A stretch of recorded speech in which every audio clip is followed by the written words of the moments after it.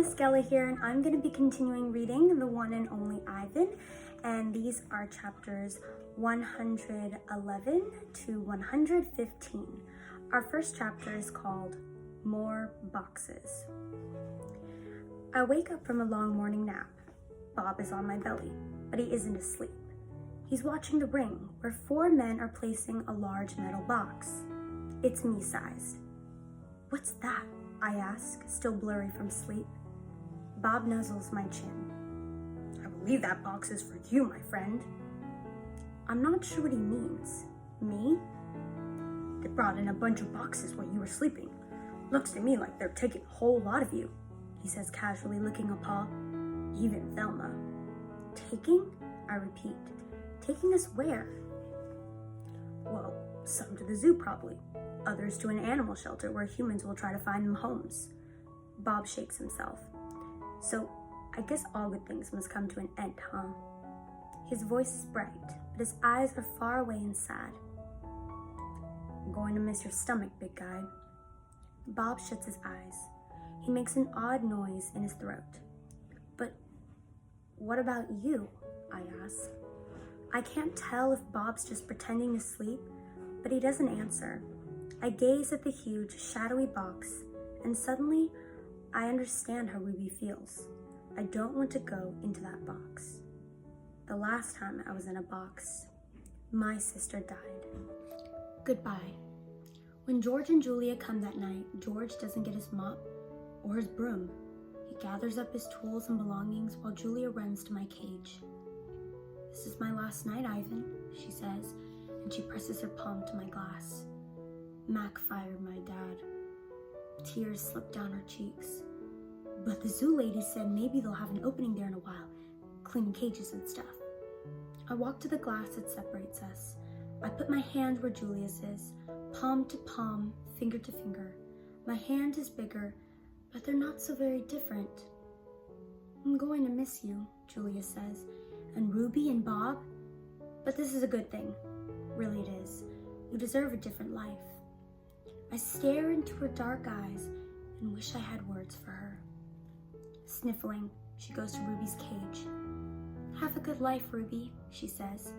Ruby makes a little rumbling sound. She puts her trunk between the bars and touches Julia's shoulder. "Where's Bob anyway?" Julia asks. She looks around under tables, in my cage, by the trash can. "Dad," she calls, "have you seen Bob?" "Bob? Nope," George says. Julia's brow wrinkles. "What's going to happen to him, Dad? What if Max shuts down the whole mall?" "He says he's going to try to keep it open without the animals," George says. He stuffs his hands in his pockets. "I'm worried about Bob too, but he's a survivor." "You know what, Dad?" Julia gets a gleam in her eye. "Bob could live with us. Mom loves dogs, and he could keep her company, and Jules, I'm not even sure I have a job yet.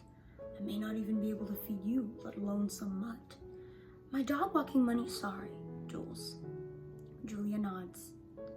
"I understand." She starts to leave, then runs back to my cage. "I almost forgot. This is for you, Ivan." She slips a piece of paper into my cage. It's a drawing of Ruby and me. We're eating yogurt raisins. Ruby is playing with another baby elephant, and I'm holding hands with a lovely gorilla. She has red lips and a flower in her hair.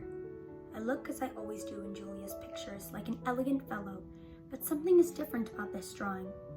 In this picture, I am smiling. Click! The door to my cage is propped open. I can't stop staring at it. My door. Open. The giant box has been moved, and it's open too. The humans have pushed it up against my doorway. If I walk through my door, I enter their box. The zoo lady, whose name is Maya, is here again. Click. Yogurt raisin. Click. Tiny marshmallow. Click.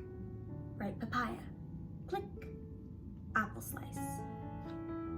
Hour after hour, click after click. I look over at Ruby. She waits to see what I will do. I touch the box. I sniff the dark interior where a ripe mango awaits. Click, click, click. I have to do it. Ruby is watching me from between the bars of her cage, and this box is the layout. I step inside. An idea.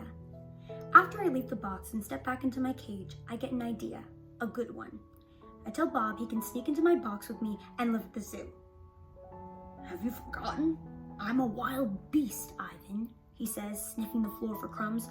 I am untamed, undaunted. Bob samples a piece of celery and spits it out. Besides, they'd notice. Humans are dumb, but they're not that dumb. Respect. Ivan, Ruby says, do you think the other elephants will like me? I think they'll love you, Ruby. You'll be part of their family. Do you think the other gorillas will like you? Ruby asks. I'm Silverback, Ruby, a leader. I pull back my shoulders and hold my head high. They don't have to like me. They have to respect me. Even as I tell her this, I wonder if I can ever command their respect. I haven't had much practice being a real gorilla, much less a silverback. Do you think the other elephants will know any jokes? If they don't, I tell her, you can teach them. Ruby flaps her ears. She flicks her tail. You know what, Ivan? What? I ask. I think I'm going in the box tomorrow. I gaze at her fondly. I think that's a good idea. And I think Stella would have agreed. Do you think the other elephants will know how to play tag? I love tag. Me too, I say, and I think of my nimble sister racing through the brush, always just out of my reach.